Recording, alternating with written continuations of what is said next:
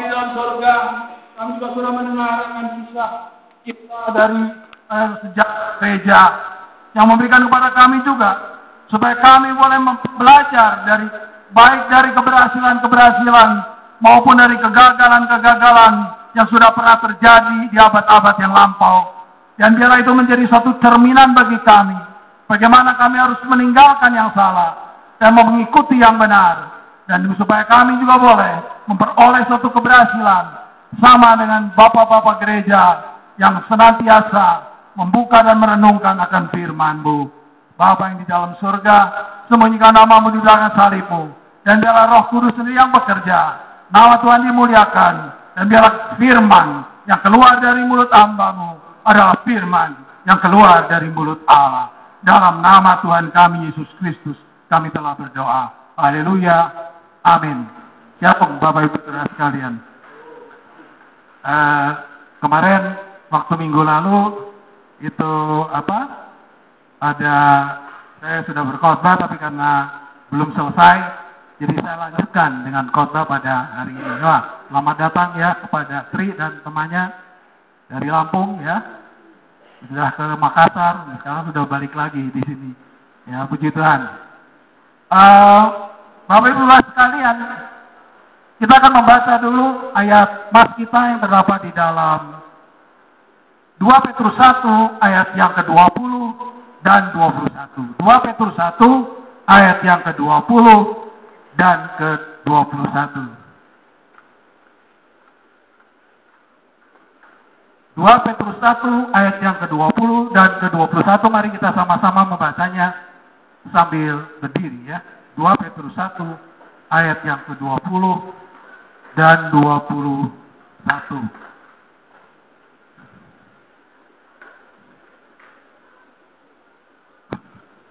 2, 3.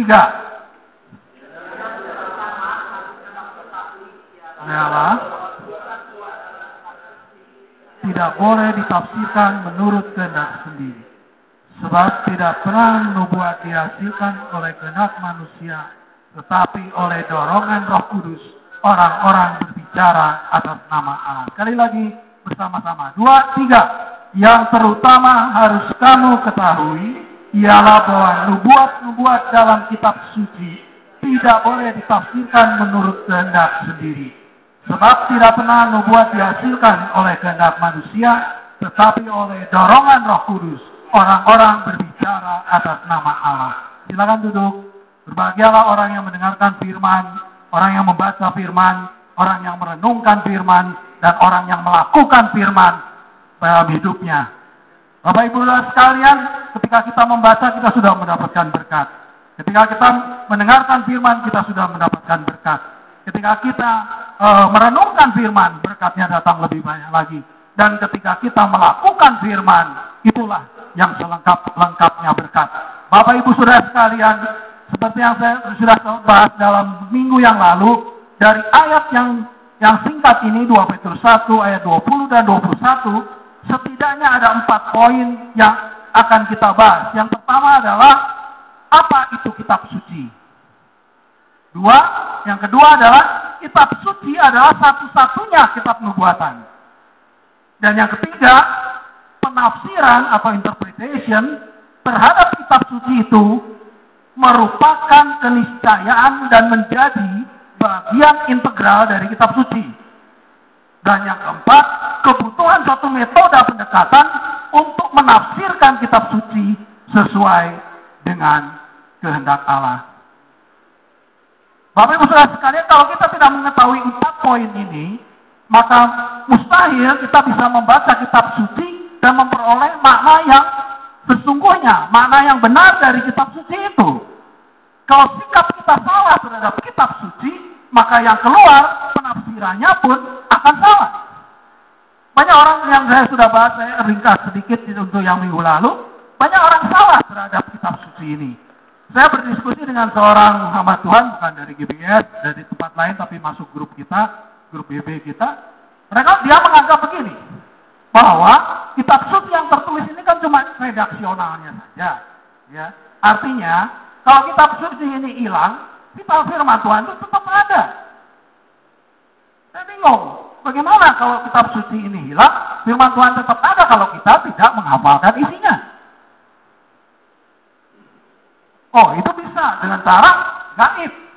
Roh Kudus menaruh dalam mulut kita itu firman, yang kemudian firman itu akan seperti orang merapal begitu keluar sendiri, yang mungkin tulisannya sama dengan di sini. Mustahil.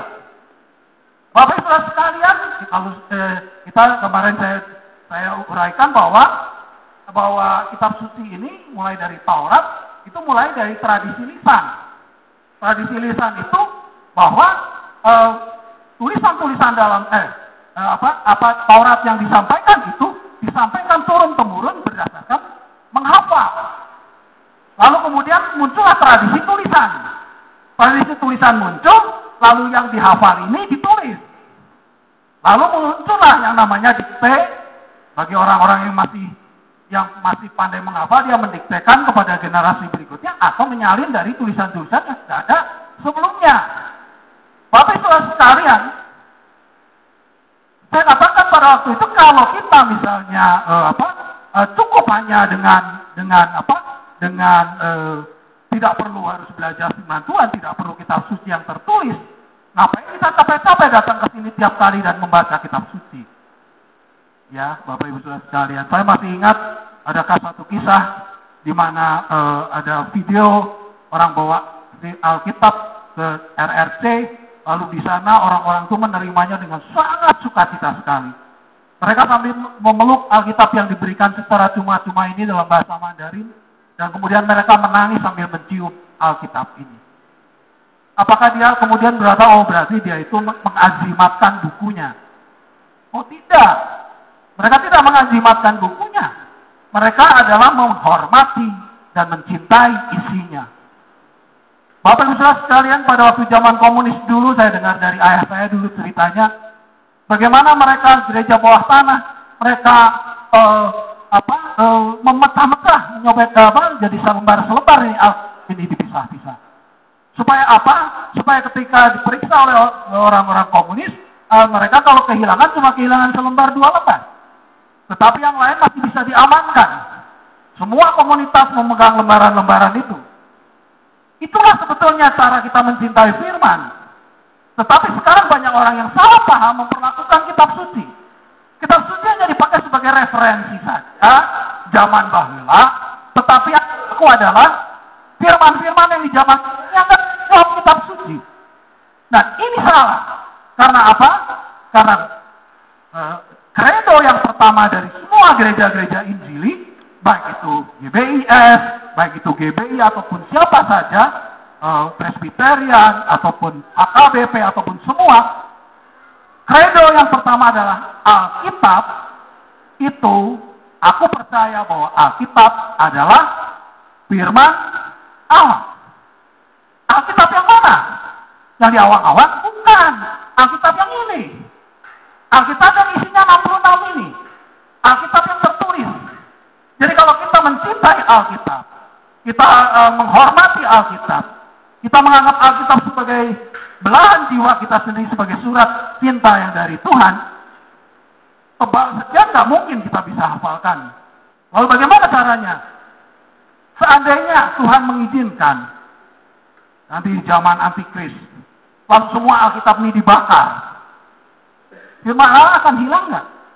Ya kalau orang-orang Kristennya tidak cinta Yesus, tidak mau menghafalkan ini, ya hilang.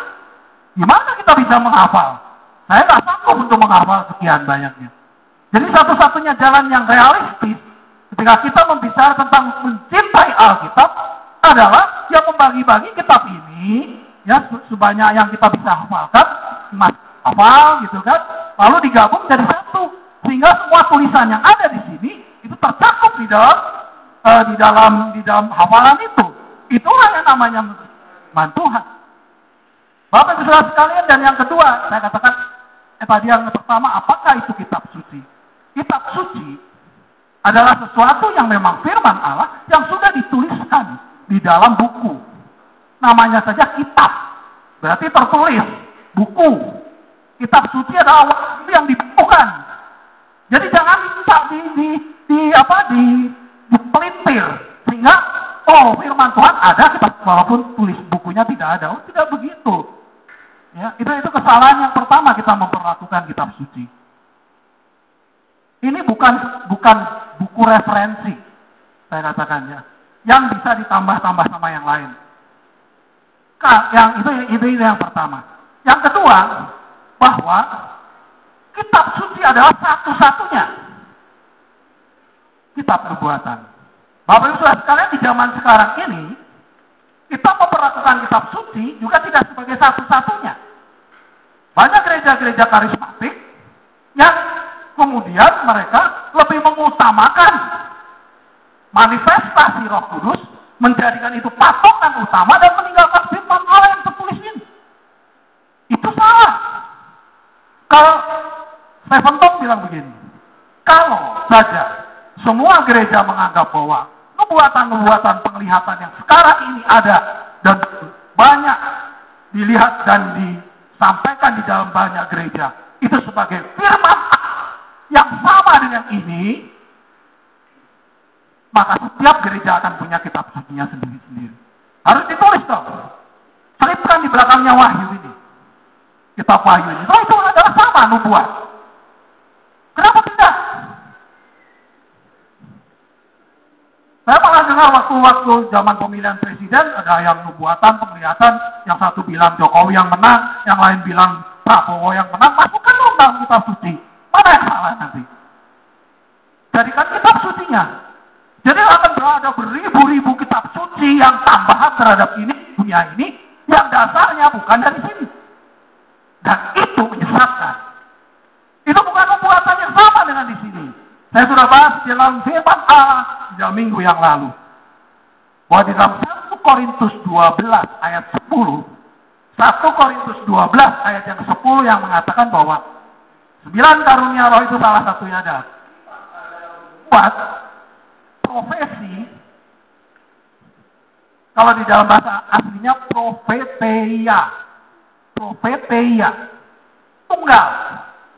Tetapi di dalam 1 Korintus 13, ini 1 Korintus 12 ayat 10, ia memberikan karunia untuk bernubuat. Kata nubuat di sini itu adalah profesi, tunggal, ya, singular, bukan plural. Dalam bahasa aslinya profeteia. Tetapi 1 Korintus 13 ayat 8, 1 Korintus 13 ayat 8 mengatakan nubuat akan berakhir. Diterjemahkan oleh NKJV profesis, jamak, plural. Dan dalam bahasa aslinya profeteiai. Kok beda? Yang tadi bicara 9 karunia nubuat berkata tunggal, yang di dalam yang akan berakhir kok jamak. Bapak Ibu sekalian, saya baca arti dari profeteiai di dalam interlinear Bible itu adalah bermacam-macam karunia yang memberikan pesan Tuhan. Artinya semua karunia yang bisa akhirnya mengeluarkan pesan Tuhan itu masuknya di dalam nubuat. Jadi bukan hanya nubuat secara langsung seperti para nabi zaman dulu bernubuat menyampaikan pesan Tuhan, saya menyampaikan ini, menyampaikan itu, saya melihat ini, melihat itu.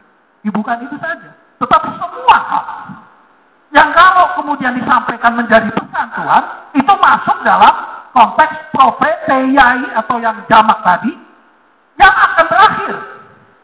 Banyak orang menafsirkan ini karena ada ayat lanjutannya, oh nanti kalau kita sudah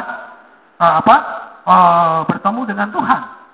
Bapak Ibu Saudara sekalian, coba bayangkan. Seandainya hal ini tidak berakhir saat ini, berarti pewahyuan masih ada nggak? C. Kalau pewahyuan masih ada, berarti semua orang punya hak yang sama seperti para penulis Alkitab ini. Untuk mendapatkan nubuatan, untuk mendapatkan penglihatan, untuk mendapatkan mimpi, untuk mendapatkan bahasa roh yang ditafsirkan, untuk mendapatkan pengetahuan tentang gnosis, untuk menafsirkan mimpi, dan itu semua setara dengan apa yang ditulis di sini. Betul nggak? Kalau ini tidak berakhir. Dan satu-satunya kembali kepada kredo Alkitab yang 66 itu adalah satu-satunya firman Allah yang berotoritas, berarti semua harus berakhir. Kalau tidak, berarti wahyuan masih jalan terus. Dan sah-sah saja semua orang bikin, melihat, menyampaikan pesan Tuhan, ditulis, dan kemudian dianggap sama dengan Alkitab. Ketahui, firman Tuhan yang di luar ini. Kalau kita mau meninggikan firman Allah, terimalah ini.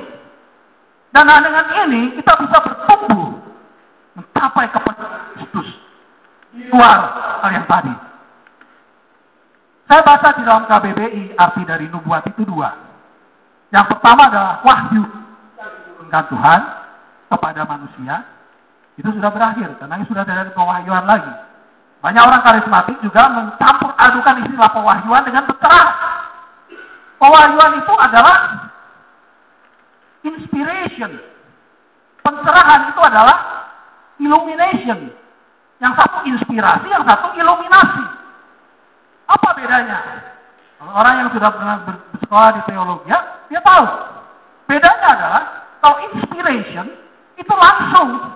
Dari tangan pertama Allah sendiri melalui Roh Kudus, ya, memberikan pada dia satu pengilhaman untuk menulis ini.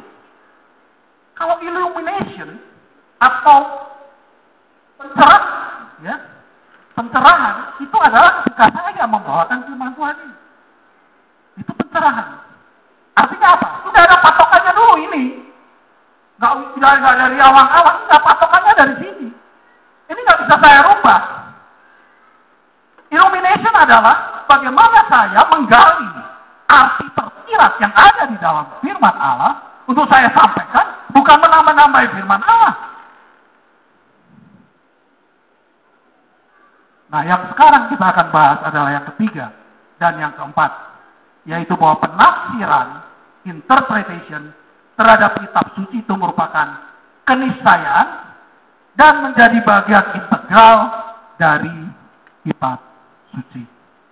Bapak Ibu sekalian, kalau kita baca di situ tadi bahwa ini mengandung dua pengertian, yaitu yang pertama adalah adanya penafsiran terhadap kitab suci merupakan sesuatu keniscayaan yang tak terhindarkan. Mau tidak mau harus ditafsir, itu maksudnya gitu dalam bahasa sederhananya. Nggak bisa nggak ditafsir. Saya juga mendengar seorang hamba Tuhan, kalau dari aktivis banyak ya, terutama aktivis-aktivis yang mendapat karunia kenabian. Ada hamba-hamba Tuhan yang sudah pendeta, bukan dari GBI ya, dari pendeta lain, karena saya banyak juga berhubungan dengan pendeta-pendeta dari gereja lain. Ya, mereka itu menganggap bahwa nggak usah pusing-pusing. Kalau ada pertanyaan langsung cari ayatnya. Lalu ketika kita sharing di dalam BB dengan banyak orang, waktu itu ada juga Desi, kemudian Griti dan yang lain-lain sharing. Lalu mereka mulai mau menjelaskan tentang Trinitas. Dengan apa? Dengan konsep-konsep teologi, istilah-istilah teologi seperti antropomorfis dan segala macam. Dia tanya, nanti dulu, antropomorfis itu ada nggak tulisannya di dalam Alkitab? Ya susah. Kalau semua istilah harus ada di dalam Alkitab, susah. Saya bilang, istilah-istilah yang tidak ada di dalam Alkitab, kalau itu digali keluar dari Alkitab, diberi nama, diterminologikan, didefinisikan, ya sah saja.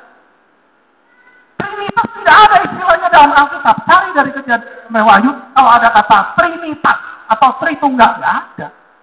Kenapa itu bisa muncul? Kenapa itu menjadi satu hasil dari konsili di tahun 300 dan 400 dan sekarang kita terima sebagai doktrin gereja? Tidak ada satupun kata di dalam Alkitab Trinitas atau Tritunggal, nggak ada. Tetapi bapak-bapak gereja bisa menyurumuskan setelah pertengkaran berabad-abad menjadi sesuatu rumusan tiga pribadi, satu esensi Trinitas itu. Oh, itunya satu, keberadaannya satu, tapi pribadinya tiga. Bapak Ibu Saudara sekalian, dia ingin supaya Trinitas itu Ditafsirkannya adalah cari aja, nggak usah yang pusing-pusing katanya gitu. Saya kan nggak sekolah Alkitab. Cari coba di dalam Alkitab jelasannya bahwa 1 itu 3 atau 3 itu 1 dalam 1. Ini yang jelas. Tertulisnya harfiahnya nggak ada. Semuanya ditafsir. Tetapi tafsirannya tidak ngaco. Yang ada metodenya tafsir yang benar. Bapak Ibu Saudara, untuk bisa menafsir itu dengan benar, ya kita perlu adanya 4 poin tadi. Yang pertama, kita tahu dulu apa itu kitab suci.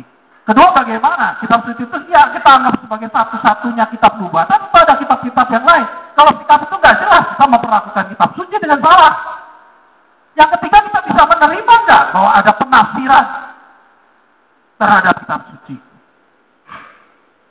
Kenapa kitab suci harus ditafsir? Bapak Ibu Saudara sekalian, karena kitab suci ini tersusun bukan dalam bentuk SOP, Standard Operational Procedure. Kalau saya bekerja di kantor, itu ada Standard Operational Procedure. Ya, istilahnya nomor 1 saya harus ini, nomor 2, nomor 3 ini, nomor 4 ini, sampai nomor terakhir. Kalau nomor 1 belum dilakukan, nggak boleh loncat ke 3. Itu Standard Operational Procedure atau spesifikasi teknis. Ya, spesifikasi teknis kalau kita bekerja di sekuler, kita namanya spesifikasi teknis. Patokan itu. Kalau kita mau membuat satu produk, ada spesifikasi teknisnya. Produknya kayak gini, spesifikasi teknisnya kayak gini. Kalau nggak sesuai dengan ini, produk adalah KW. Atau kalau tidak, petunjuk praktis. Ya kan? Kalau Bapak Ibu Saudara beli produk-produk di supermarket, kan ada petunjuk praktis. 1, ini, gunakan ini. Bersihkan dulu kacanya. 2, apa? Petunjuk praktis seperti itu. Alkitab tidak ditulis macam itu. Jadi kita coba teliti sedikit. Bagaimana Alkitab ini dibentuk. 5 surat Musa yang pertama. Itu sejarah. Sejarah dari bapak-bapak leluhur kita. Mulai dari zamannya Adam, kemudian dan seterusnya. Diceritakan secara kronologis. Lalu secara kronologis itu diceritakan tidak berarti langsung keluar. Oh ini firmannya, prinsip-prinsip firman Allahnya seperti ini. Enggak. Tapi dari kisah cerita itu, keteladanan mereka, bagaimana cara mereka mengatasi suatu masalah, bagaimana mereka gagal, bagaimana mereka berhubungan dengan Allah. Oh kita tahu. Ada hal-hal yang Allah ingin sampaikan, bagaimana pola pikir Allah itu. Di situlah firman Allah itu digali. Lalu Yosua juga sama. Kitab-kitab sejarah banyak di dalam Alkitab. Saya catat di sini. Di samping 5 tadi, 5 kitab Musa, itu ada kitab Yosua, kitab Hakim-Hakim, Rut, 1-2 Samuel, 1-2 Raja-Raja, 1-2 Tawari, Esra, Nehemia, dan Esther. Itu semua kitab sejarah.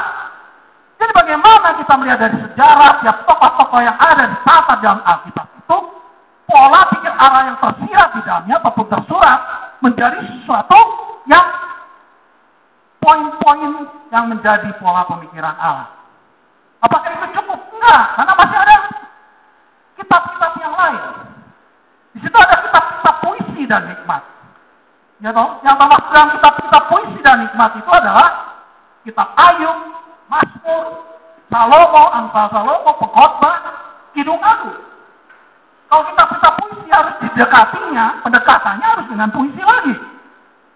Kalau kitab hikmat mungkin lebih agak langsung ya, karena langsung nasihat-nasihat seperti banyak peribahasa yang kemudian dicuplik oleh peribahasa Indonesia juga ada yang dicuplik dari kitab-kitab Amsal Salomo.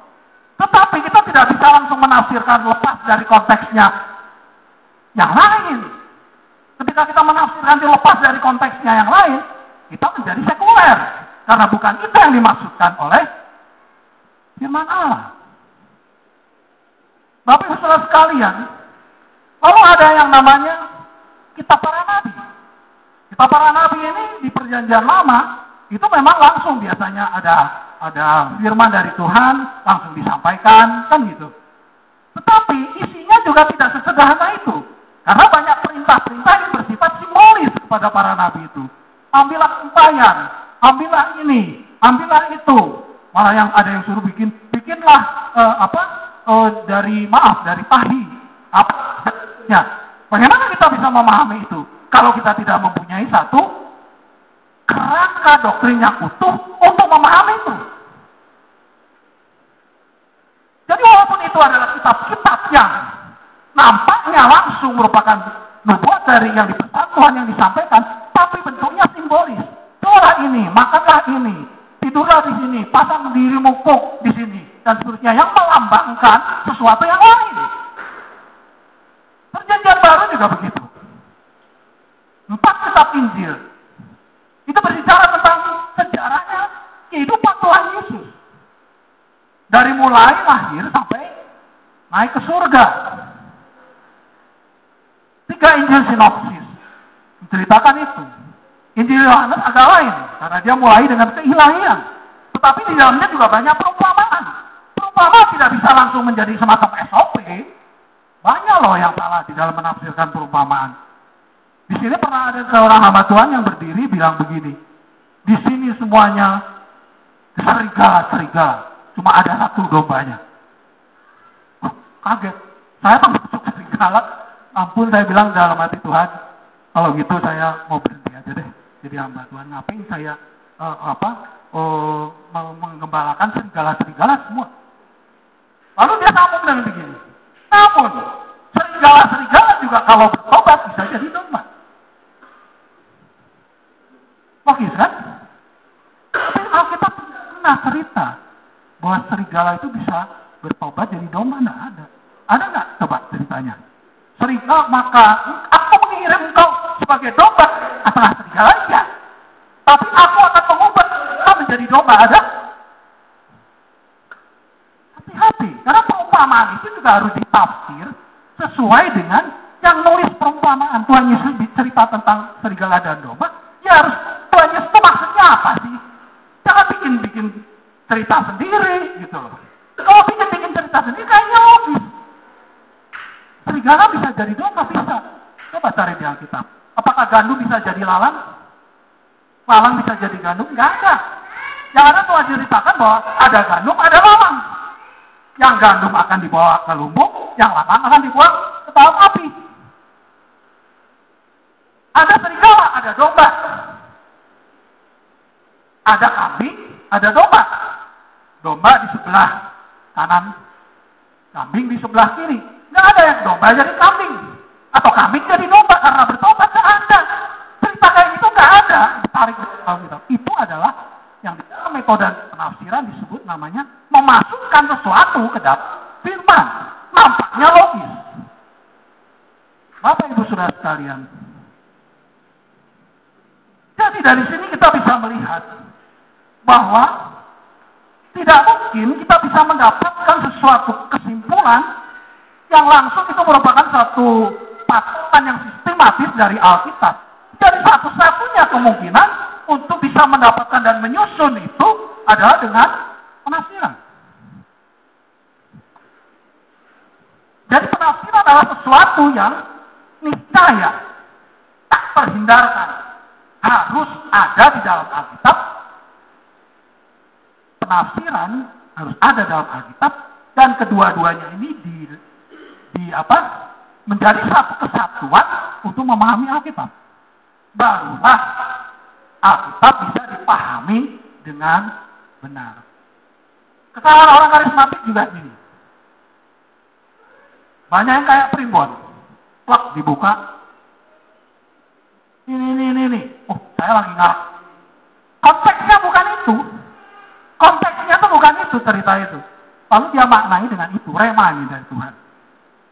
Ya. Sering kan saya sedikit bergurau kan. Buka. Pergilah ke utara. Gitu kan. Ada kalimat seperti itu. Dia ini Dia seorang penjual jadi marketing. Oh, berarti saya harus pergi ke Dago. Kan gitu kan? Maka dia bilang, terima kasih Tuhan atas petunjukmu. Pergilah dia ke Dago. Laku dia di Dago. Benar kan? Terima ini firman Tuhan untuk saya. Utara di sini kemana? Jadinya ke Dago. Lalu dengan azas bahwa itu tuh klop. Itu yang dipegang firman Allahnya, konteksnya nggak dipegang. Bagaimana kalau pas begini? Plak buka. Maka Yudas menggantung dirinya. Nah, misalnya. Lalu dia lagi pacaran, putus. Oh, berarti jawaban dari Tuhan. Saya harus menggantung diri saya. Nah, gimana coba? Tetapi itu yang banyak saya jumpai dalam menafsirkan Alkitab secara serampangan dan dianggap remeh. Bapak Ibu Saudara sekalian, firman Allah ini Tuhan menulis dengan maksud tertentu. Maksud itu tidak paham, tidak bisa ini, bisa itu. Maksud ini pasti. Itu yang harus kita cari. Jangan menafsirkan menurut kehendak sendiri. Kalau kita menafsirkan menurut kehendak sendiri, walaupun kelihatannya terbukti, itu bisa dipakai oleh iblis. Justru untuk memelintir, supaya kita tidak menggunakan itu. Akhirnya firman Allah ini tidak direnungkan siang dan malam, yang hanya primbon. Bapak Ibu Saudara sekalian, itu memperlakukan firman Allah dengan salah. Bapak Ibu Saudara sekalian, sesuatu yang memang tidak sederhana, jangan kita sederhanakan. Kalau memang itu adalah sesuatu yang tidak sederhana, ya harus kita ikuti step-stepnya. Mungkin saja ada orang yang tidak bisa memahami itu, karena mungkin dia tidak punya waktu, mungkin dia dari segi pemahamannya kurang. Itulah tugas dari para jawatan di gereja. Gembala, guru, pemberita Injil, itu menjadi tugas mereka untuk menjelaskan, supaya maknanya menjadi benar. Bapak Ibu Saudara sekalian, mari kita lihat yang keempat sekarang. Yang keempat adalah kebutuhan akan suatu metode pendekatan untuk menafsirkan kitab suci sesuai dengan kehendak Allah otomatis. Kita lihat coba ayatnya 2 Petrus 1 ayat 20 dan 21. 2 Petrus 1 ayat 20 dan 21. Yang terutama harus kamu ketahui ialah bahwa nubuat-nubuat dalam kitab suci tidak boleh ditafsirkan menurut kehendak sendiri. Jadi ada kitab suci, ada tafsir, betul kan? Ini satu ayat loh. Jadi sejak zaman rasul-rasul sudah tahu itu. Nggak mungkin kitab suci ditafsirkan sendiri tanpa tafsir. Tidak mungkin kitab suci dipahami sendiri tanpa tafsir. Jadi kitab suci harus dihubungkan dengan tafsir. Tafsirnya juga nggak boleh sembarangan. Tidak boleh menurut kehendak sendiri. Kalau di dalam bahasa Inggrisnya, coba kita lihat di NKJV-nya. Apa itu? Itu disebutkan private interpretation. Private interpretation. Jadi, knowing this word, that no prophecy of Scripture is of any private interpretation. Interpretasi pribadi. Nah, itu yang banyak terjadi. Mayoritas yang terjadi pada saat ini adalah interpretasi pribadi. Tanpa satu metode, menganggap semuanya bisa Roh Kudus. Kan patokannya selalu begini. Tidak perlu diajar. Roh Kudus akan mengajar sendiri tepat pada waktunya. Bapak Ibu Saudara sekalian, coba lihat ayatnya itu. Ayatnya itu adalah ketika Tuhan Yesus atau para murid dihadapkan pada pemuka-pemuka agama. Ya toh? Jangan takut.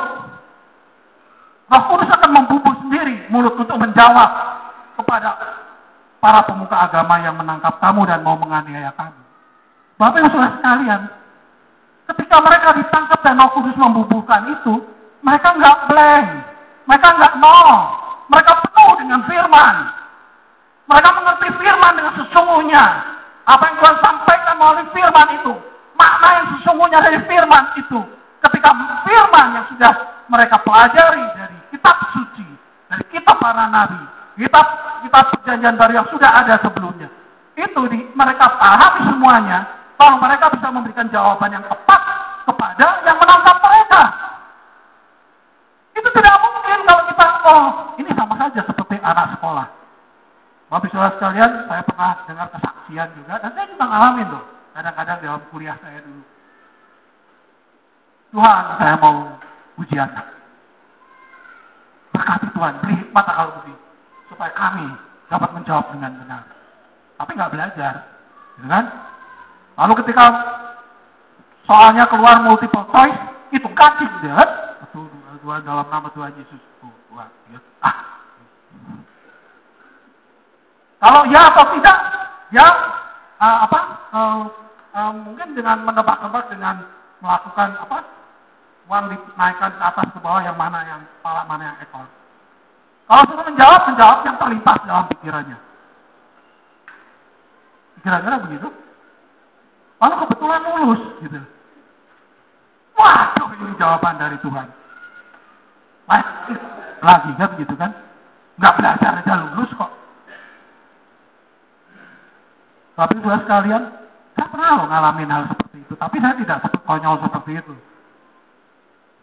Saya belajar, Tuhan. Saya waktu itu sudah menikah, sudah punya anak kecil, ya John masih kecil. Jadi saya harus membagi waktu, saya ambil S2. Jadi setiap hari itu saya belajar. Kalau mau ujian itu 1 sampai 2 bulan sebelumnya saya sudah buka buku baca. Pada hari haknya, tinggal ada waktu saya baca. Bukunya kan banyak ini. Ini open book nantinya. Lalu bagaimana nih? Tuhan pimpin kami dalam kami belajar. Saya buka satu buku referensi bahasa Inggris. Plak gitu. Bahasa Inggris kan susah kan? Buka kamus, ini segala macam. Cuman baca satu soal. Satu soal di situ 3 jam habis. Dari jam 4 sampai jam 7. Bapak Ibu sudah tahu? Itu yang keluar. Oh, lalu saya lain kali nggak belajar gitu. Nah, ya belajar terus gitu. Kalau Tuhan mau menolong kita bisa saja dengan cara yang luar biasa, bisa. Sampai waktu itu teman-teman semua yang jago-jago juara kelasnya, nggak ada yang tahu semua. Oh, saya asik sendiri, open book kan? Bisa buka buku ini, plug di sini, hanya beda angka aja. Jadi angkanya semuanya nggak masuk-masukkan ke angka, rumusnya, jalannya sudah ada di situ, ada contoh soal, plug, keluar angkanya. Yang mana? Halaman berapa? Gak ada yang menemukan. Wow, gini-gini, gak ada satupun yang menemukan. Saya dapat nilai A. Gak ada yang salah satupun juga. Tapi sebenarnya kalau begitu, lalu apa yang kita lakukan? Apakah hasil terus kemudian kita jadikan metode? Tidak kan? Tetap saja saya harus belajar tiap hari. Nah, kalau Tuhan kita sudah belajar, udah istilahnya tidak ada waktu yang terbuang, lalu Tuhan mau memberkati kita dengan menolong seperti tadi, ya nggak jadi soal gitu. Tapi nggak blank gitu loh. Nah, firman Allah juga begitu. Kita baca firman Tuhan malam. Belajar yang benar, artinya yang benar apa? Nggak ngandalin hanya Tuhan, suara Tuhan, tapi sebetulnya kita malas baca firman Tuhan, nyari jawaban praktis. Bukan.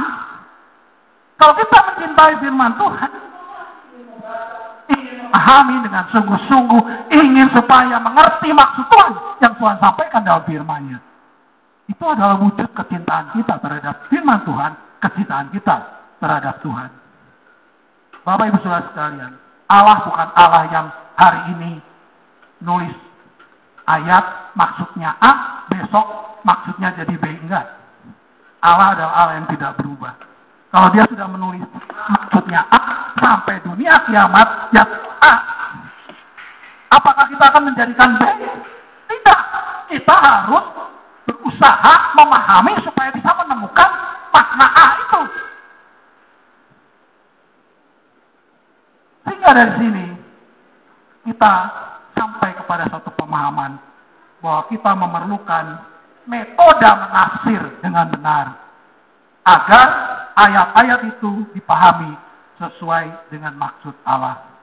Saya tidak akan menceritakan panjang lebar tentang cara menafsir, karena itu merupakan pelajaran, saya yakin pelajaran yang tidak sebentar ya, Tri, ataupun ini pelajaran yang merupakan pelajaran utama di dalam perkuliahan.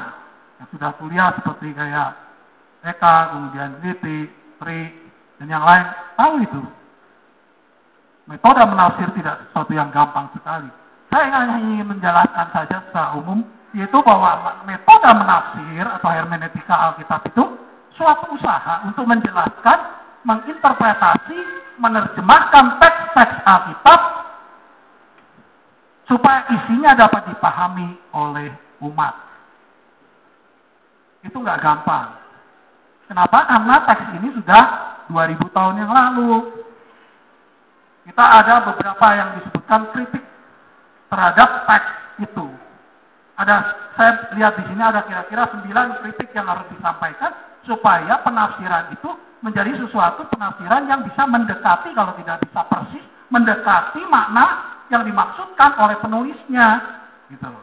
Penulisnya memaksudkan A, kita juga harus dekat-dekat ke A, jangan sampai berlawanan dengan A. Ya, gitu. Ya, itu antara lain ya, kritik-kritiknya itu kritik teks, kritik sejarah, kritik tata bahasa, kritik sastra, kritik bentuk, kritik tradisi. Kemudian ada kritik struktur, kritik kanonik, kritik redaksi. Dan itu semua harus dipahami. Waduh, susah tuh ya. Ya, nggak ada yang sesuatu yang tidak mau membayar harganya bisa mengerti. Memang setiap orang mempunyai kemampuan yang berbeda-beda. Itulah tugasnya dari para jawatan untuk menjelaskan kepada jemaat. Namun, yang mengajar sendiri harus bertanggung jawab kepada Tuhan bahwa memang dia sudah memberikan yang terbaik sesuai dengan metode menafsir yang benar.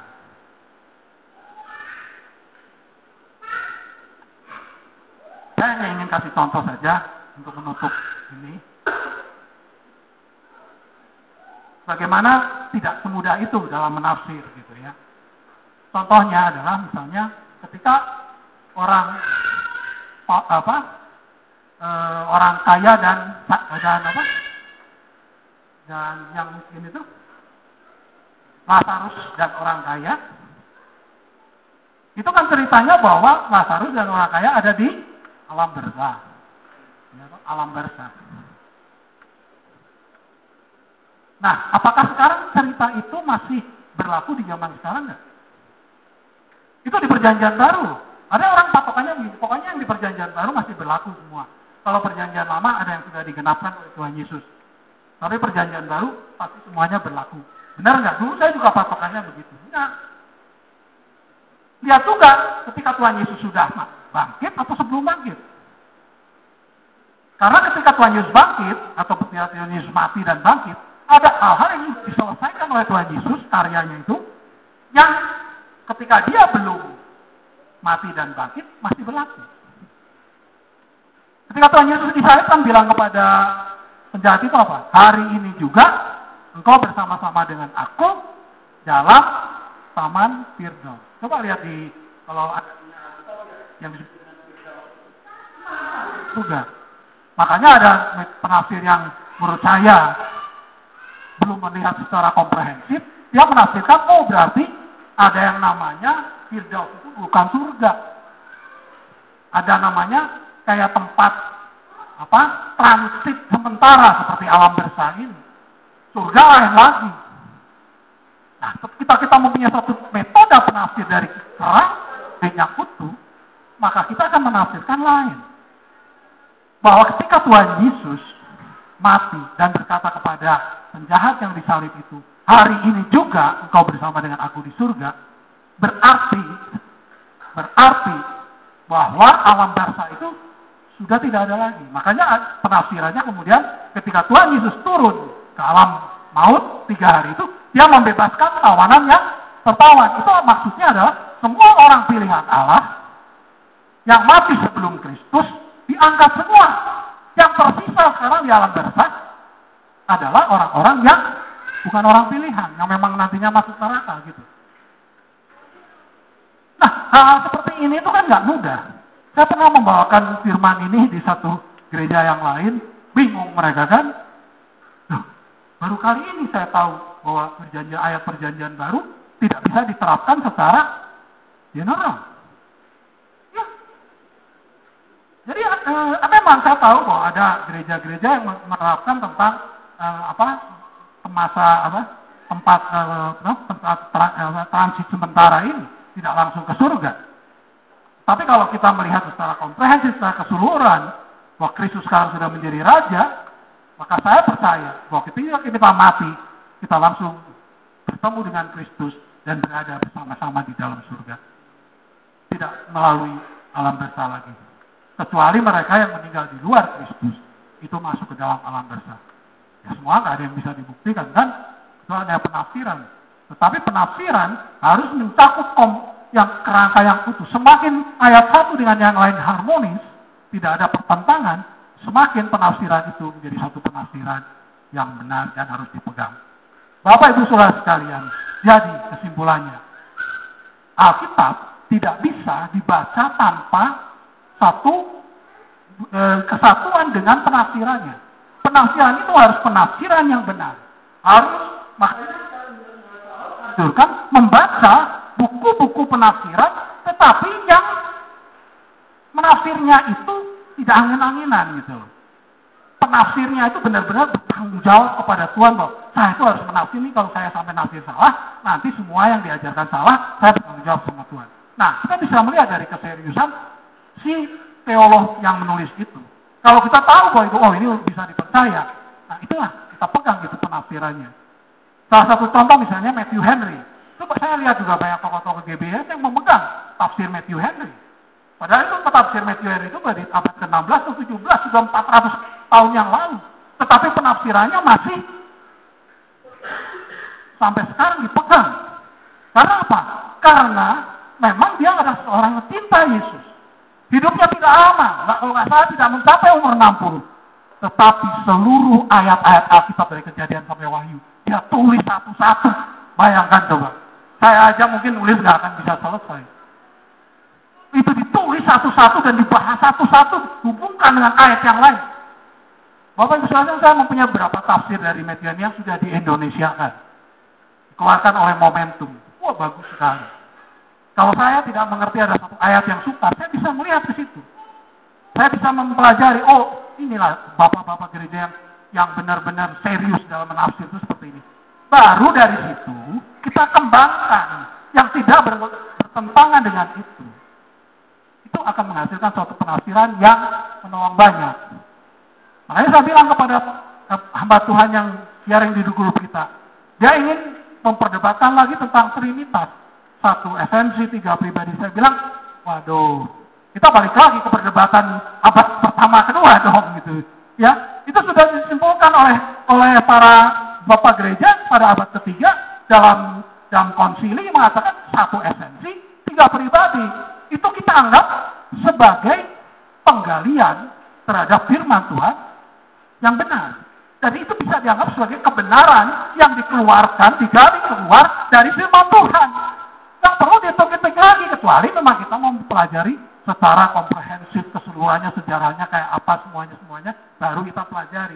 Tapi kalau kita dalam diskusi, kita harus terima hal-hal yang walaupun tidak ada di dalam Alkitab, tetapi disimpulkan oleh konsili, oleh konferensi-konferensi gereja yang bertanggung jawab, yang berbobot, itu sebagai sesuatu yang diekseges,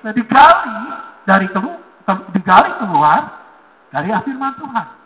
Jika saya menyampaikan bahwa para penulis Alkitab ini adalah sebagai wartawan-wartawannya Allah. Ya, wartawan karena diberitakan kabar keselamatan. Artinya ini adalah berita. Berita itu ditulis kalau zaman sekarang oleh wartawan. Wartawan Alkitab. Wartawan itu hanya menulis fakta, bukan opini. Fakta, bukan opini. Kalau namanya opini, itu namanya koran, kalau sekarang banyak seperti yang opini-opini yang dicampur-campur itu, picisan namanya, koran picisan. Kalau orang yang menjelaskan fakta, itu Kompas, misalnya, itu menyajikan fakta. Opini dikurangi. Opini itu adalah pendapat si wartawan sendiri yang bukan fakta yang dimasukkan ke dalam berita itu. Nah, wartawan Allah ini yang patut. Dia mencatat fakta, bukan opini. Jadilah berita. Kalau koran mah, korannya tuh ini, korannya Allah itu ini, beritanya tuh ini. Ini asli. Artinya tidak ada penambahan, tidak ada pengurangan. Makanya disil di dalam Wahyu 22, siapa? Barang siapa yang menambah atau mengurangkan isi dari kitab nubuat. Aku akan menambahkan berbagai macam bela atau menghilangkan namanya dari kitab nubuat. Bapak Ibu Saudara, lalu bagaimana posisi tafsiran tadi? Tafsiran bukan opini. Perhatikan. Tafsiran yang asal-asalan tadi, asal buka, asal apa, itu opini. Karena nggak ada rujukannya. Tetapi tafsiran yang mengikuti itu adalah tetap fakta, namanya saya akan sebutkan elaborasi fakta. Atau sesuatu fakta yang disampaikan dengan bahasa kita sendiri, tetapi yang maknanya tersirat di dalam fakta. Bukan sesuatu yang saya ambil dari luar, lalu saya masukkan sebagai opini saya. Selama firman Tuhan bisa tetap fakta dan bukan opini, itulah firman Tuhan yang benar. Tetapi ketika firman Tuhan dijadikan opini, manusia,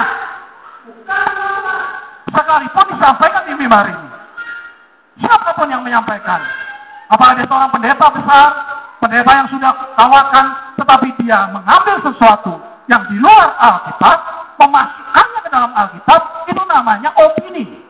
Nah, kalau opini, itu adalah firman manusia, bukan firman Allah. Eksegese atau penggalian firman Allah adalah bukan opini, tetapi mengelaborasi fakta atau menyajikan fakta dengan bahasa enggak tersirat dari fakta, gitu loh. Paham ya? Jadi di sini. Nah, dengan mengerti ini di tahun yang baru ini, saya sangat mengharap bahwa GBS Susana, jemaat, para aktivis, para hamba Tuhan, jadi tidak diombang-ambingkan lagi dengan berbagai macam pengajaran yang tidak bertanggung jawab. Back to the Bible, kembali kepada Alkitab. Kalau itu ada kitab atau Alkitab, maka itulah yang menjadi patokan kita di dalam menyampaikan firman Tuhan. Ya, supaya firman Tuhan, siapa yang berdiri di mimbar ini semuanya bertanggung jawab sama Tuhan. Menyampaikan firman Tuhan dengan benar. Gunakanlah waktu yang tersedia untuk menyiapkan menjadi firman Tuhan kualitas dengan bertanggung jawab sepenuhnya kepada Allah. Dengan begitu kita bisa memuliakan Allah. Kita bisa menyampaikan bahwa kita sudah mengakhiri pertandingan dengan baik. Berbagai orang yang menyampaikan firman Tuhan, berbagai orang yang mendengarkan firman. Roh Kudus sendiri yang akan menerangi terus dalam hati kita. Baca terus firman Tuhan. Baca terus firman Tuhan. Dan Tuhan akan membukakan hal-hal yang tersembunyi dari dalam firman-Nya. Mari kita menyanyikan satu lagu, yaitu Bila Ku Buka Mataku.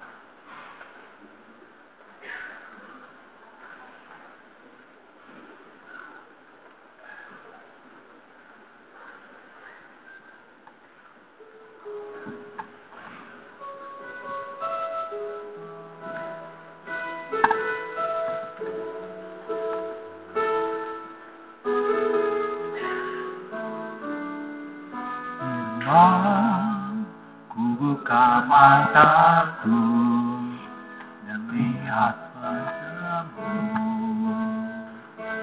ku tertahu bila ku lihat hidupku dan karya tanganmu, ku tertahu karena semua yang baik dalam hidupku itulah karyamu. Tapi kesempatan yang baru dan ku ingin mengenalmu. Mari kita sama-sama berdiri. Dari yang ku kenal, tiada kau yang melebihimu. Ku ada untuk menjadi penyembahmu. Dari satu kerinduan bagi kita semua, mengenal Tuhan dengan lebih dalam lagi, mengenal Tuhan dengan lebih indah lagi, dengan memahami firman-Nya, merenungkan firman-Nya siang dan malam, mencintai firman-Nya dalam hati kita. Mari kita menyanyikan lagu ini satu kali lagi dengan satu kesungguhan. Kita ingin mengubah satu komitmen kita pada Tuhan, satu sikap kita yang salah di tahun-tahun yang lalu, dengan memulai mempelajari firman Tuhan dengan sungguh-sungguh. Dengan demikian, maka Roh Kudus sendiri yang akan mendewasakan kita menjadi anak-anaknya yang bertumbuh menjadi serupa dengan Kristus. Kita menyanyikan satu kali lagi dengan sungguh-sungguh. Ku ingin mengenalmu lebih dalam lagi ya Bapa.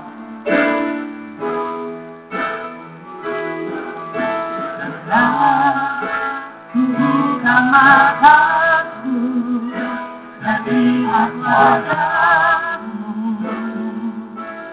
Ku tertarik lihat hidupku dan karya tanganmu. Ku tersanjung karena semua yang baik dalam hidupku itulah karyamu. Kau beri kesempatan yang baru dan ku ingin mengenalmu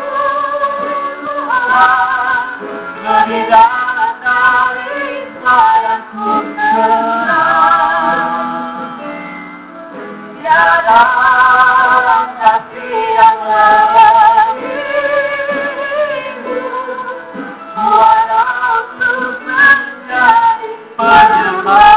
ada untuk menjadi penyembah. Ada untuk menjadi penyembah. Ada untuk menjadi penyembahmu. Ada untuk menjadi penyembahmu. Ya Tuhan, kami ada benar untuk menjadi penyembah-Mu. Menjadi penyembah-Mu yang baik, menjadi penyembah-Mu yang benar Tuhan. Biar kami dapat mengerti apa yang Kau firmankan. Dapat kami terapkan dalam hidup kami. Dan kami dapat melihat bahwa Engkau sungguh besar, Engkau sungguh baik. Engkau memberikan firman-Mu yang lengkap untuk kehidupan kami. Terima kasih Tuhan. Hanya di dalam nama Tuhan Yesus Kristus kami berdoa dan syukur. Haleluya. Amin.